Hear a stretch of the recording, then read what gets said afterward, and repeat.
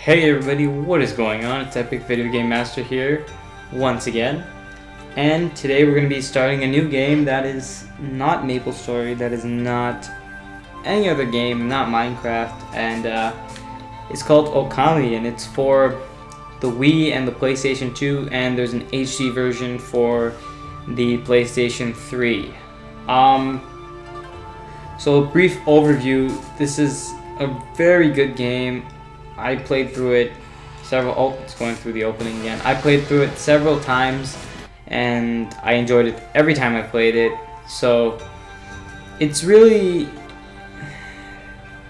hard to describe, and I will be 100%ing the game during this LP for those who want to follow along. And for those who want to know where you can obtain this game, stop going to the thing. You can get it on Amazon, that's where I got it. I bought it off of Amazon because I'm in Canada and it's hard to find these kind of games. I have to get them online. So without further ado, I can't say that. I can never say that. I don't know why. Let's get started with the story. Stop. Okay, so begin story. New game. Let's go. Let's jump right into this Japanese adventure of awesomeness. This game is very good. That's all I have to say. So I'm gonna shut up and I'm gonna let the prologue of the game take you in.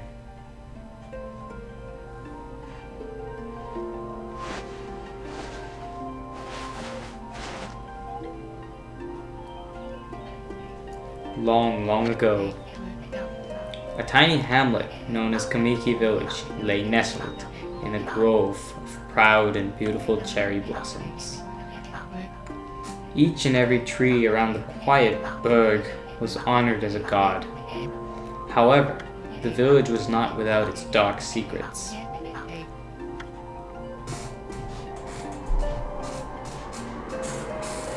To satiate the appetite of Orochi, a fearsome cave-dwelling beast, a young maiden was offered as a sacrifice at the annual festival. With a body like a mountain and 8 heads mounted on necks the size of tree trunks, its blood-red eyes alone were said to curse anyone who gazed into them. No one dared to disobey the horrific beast.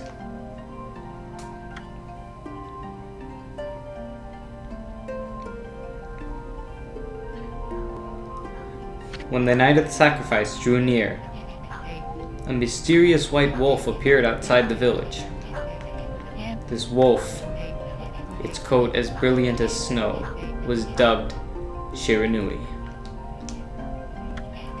The wolf kept a watchful eye on anyone who ventured outside the village and made a habit of patrolling the streets at night. People assumed the wolf would be a familiar of Orochi.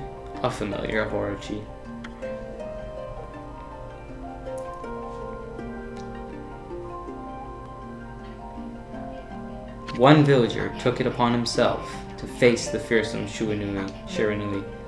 The warrior Nagi attempted many times to challenge the wolf, but his attempts were thwarted by Shiranui's swift movements.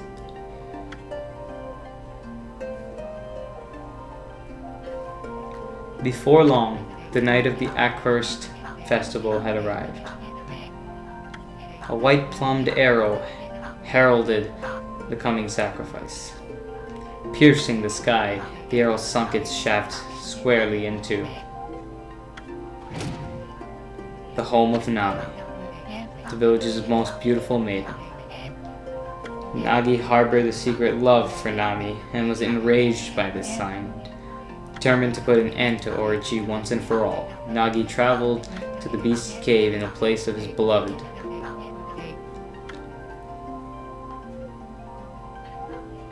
The Moon Cave, a place as dark as evil itself, served as Orochi's home. As Nagi stood bravely before the entrance, a beast appeared, eyes glowing, crimson upon 8 thrashing necks. Orochi stood tall before him, anxious for another sacrifice. Nagi leapt, with incredible grace, swinging his blade valiantly. On and on he sliced well into the moonless night, but Orochi's hide was like steel, the blade left nary a scratch.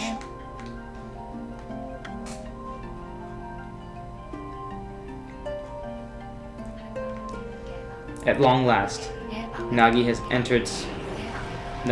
his energy spent from the intense battle, dropped to his knees, fatigued and gasping for breath. He knew he was staring death in the face. It was then that the wolf appeared. As if to protect Nagi, it stood its ground before Orochi. In the darkness of the cave, the wolf's coat shone brilliantly. Alas, it was Shiranui, the wolf that dwelled outside the village. Bearing its fearsome claws, Shiranui leapt towards Orochi. Orochi reached for its terrifying head, readying its fangs for the battle. The two beasts struggled wildly, thrashing in the darkness.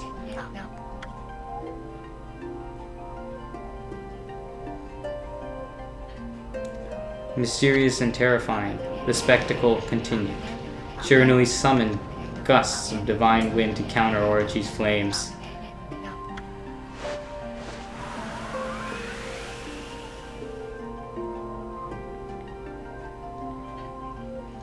As Orochi closed in on Shiranui, sharpened claws glistening, a gigantic tree suddenly sprouted forth, shielding the wolf. Shiranui fought gallantly to gain the upper hand, however, Orochi, protected by a mystical power, was not easily bested. Shiranui, covered in gashes, majestic coat dyed crimson, stood exhausted before the mighty Orochi.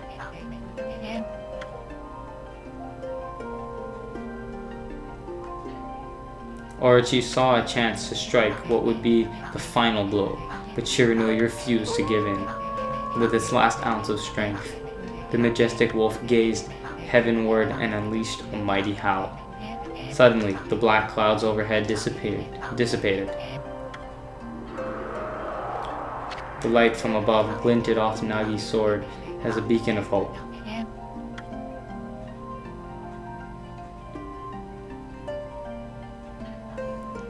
Guided by his sword, Nagi, who had been taking shelter in the shadows, stood proudly to face his adversary.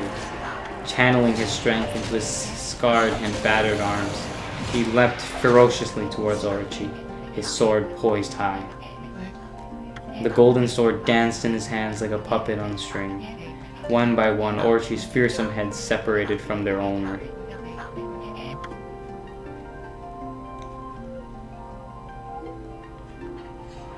Orochi's broken body collapsed in a lake of its own blood.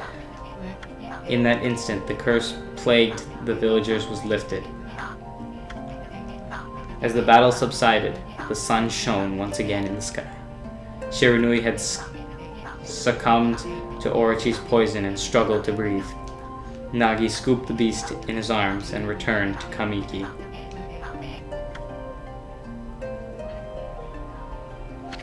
When they reached the village, Shiranui was no longer moving. The village elder gently stroked the wolf's head. In response, Shiranui let out a hoarse and pitiful bark, then closed its eyes and drifted off into slumber.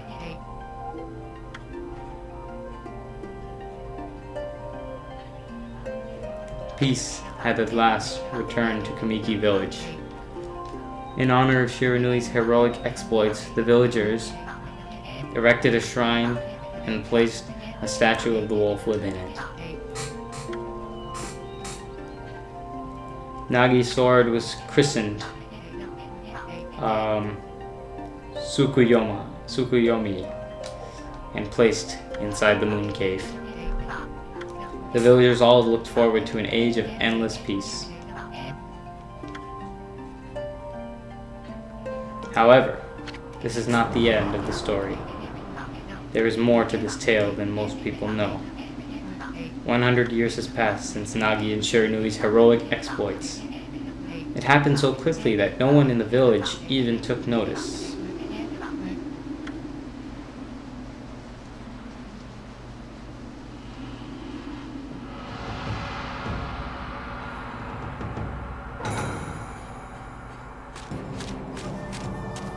Is this the legendary sword?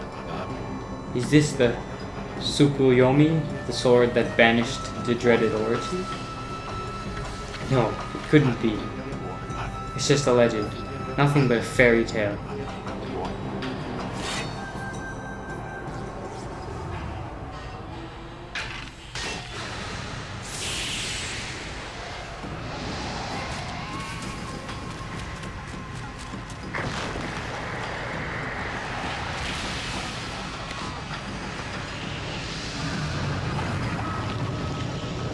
Oh, he who seeks power, he who has broken my bonds. Speak the words, I wish darkness unto, what does that say? Unto the world? Okay. Utter that prayers unto me. I don't know what unto means. And unleash my power.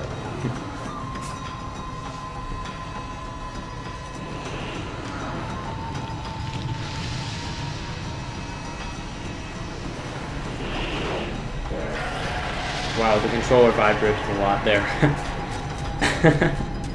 Oh.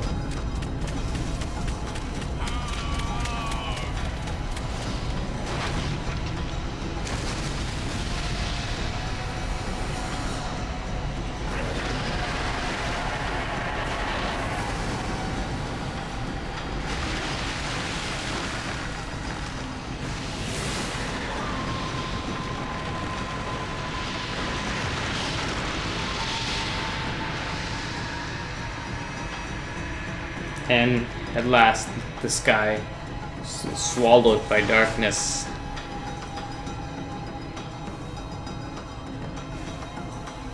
A horrible tragedy suddenly swept over the land. However, there was one village that seemed to escape the terrible curse. The tiny settlement, Kamiki Village, enjoyed the protection of Sacred Tree. It is here that the real story begins.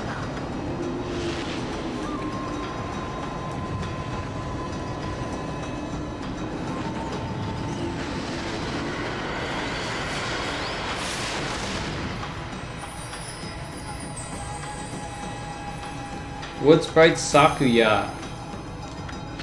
How troublesome. Is this just like an ancient prophecy? Oh, I didn't read that whole thing. What has transpired to bring about such calamity? I don't know what these words are. We must act quickly. There is no time to lose. My power has diminished over the years I spent protecting this area. I don't have much time left in this world. Amaterasu.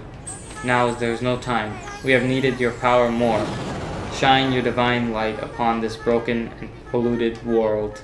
Let your heavenly rays become our hope as you guide us all.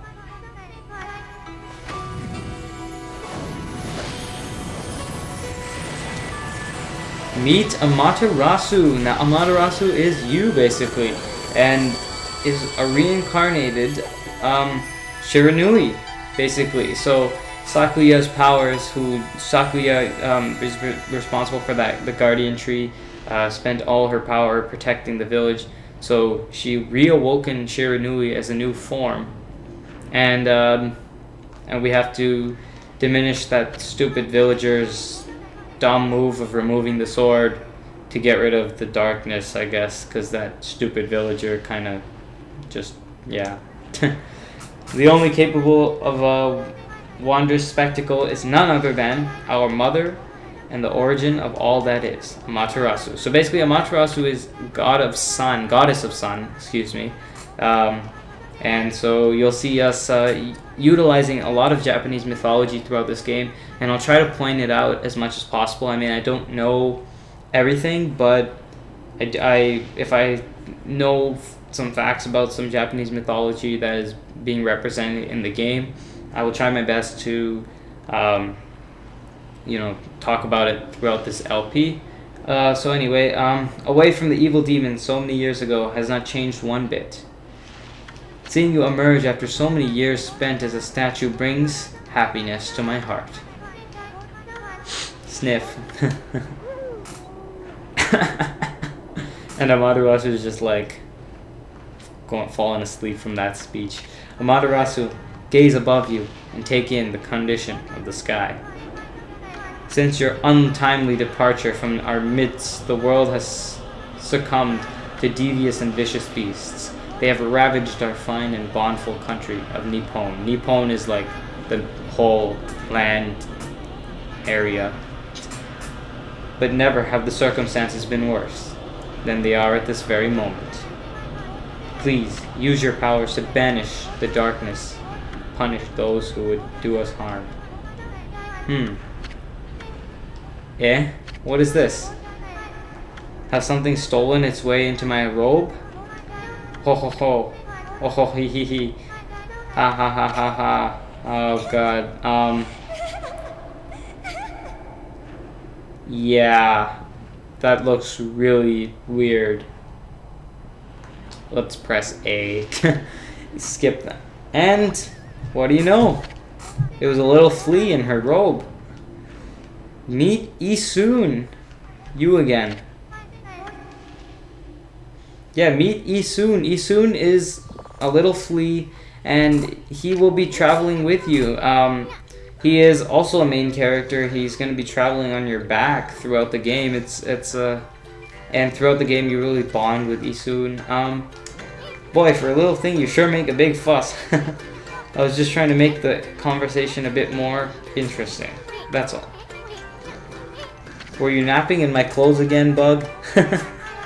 Bug, I told you 1,000 times not to call me that. I'm a wandering artist. The name's Isun. Alright. Wandering artist Isun. I'll show you just how great I am, and it won't be long till you're bowing before my great brush.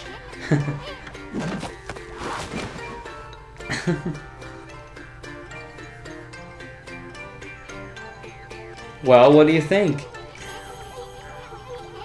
Even cutter than the real thing, no? Oh, he did a painting of Sakuya there. What's with you, Furball? You look kind of down in the dumps. Actually, you look kind of familiar.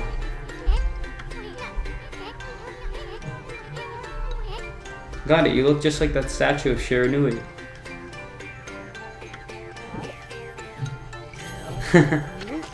Whoa, what do you think you're doing? Are you crazy? A handsome guy like me should never be covered in wolf slobber. Oh, you'll regret messing with the great Isun. Don't make me use my prize sword. Denken Meru against you. And a huge roar.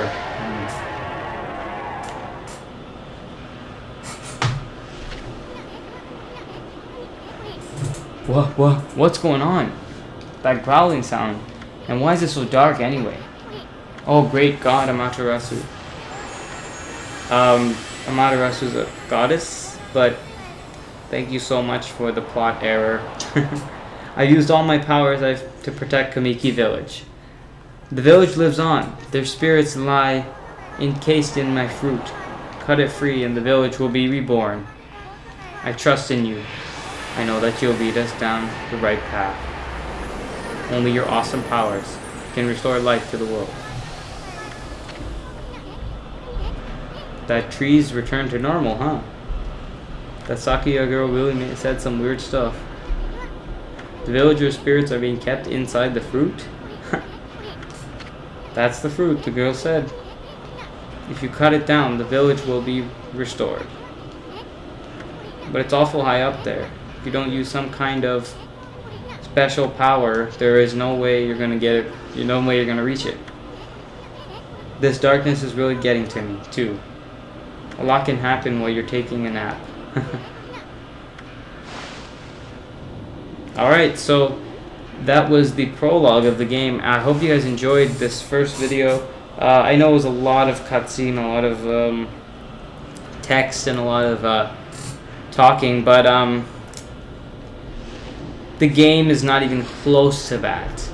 The game is pretty much mostly like exploration. It's actually, that's why I could argue it's my favorite game. And this episode didn't really show that. This was more about understanding the story and what's going on right now. And but the next episode, episode 1, will be pretty much getting into some of the controls, some of the abilities, techniques, how the game works, and what's going on. Because yeah, this episode was kind of boring, but it is what it is. And if you, yeah, it's the prologue, so now you know the story of how Orochi, after 100 years, is unleashed and the sacrifice, and he brought darkness to the whole world. And yeah, so hope you guys enjoyed this video. This has been Epic Video Game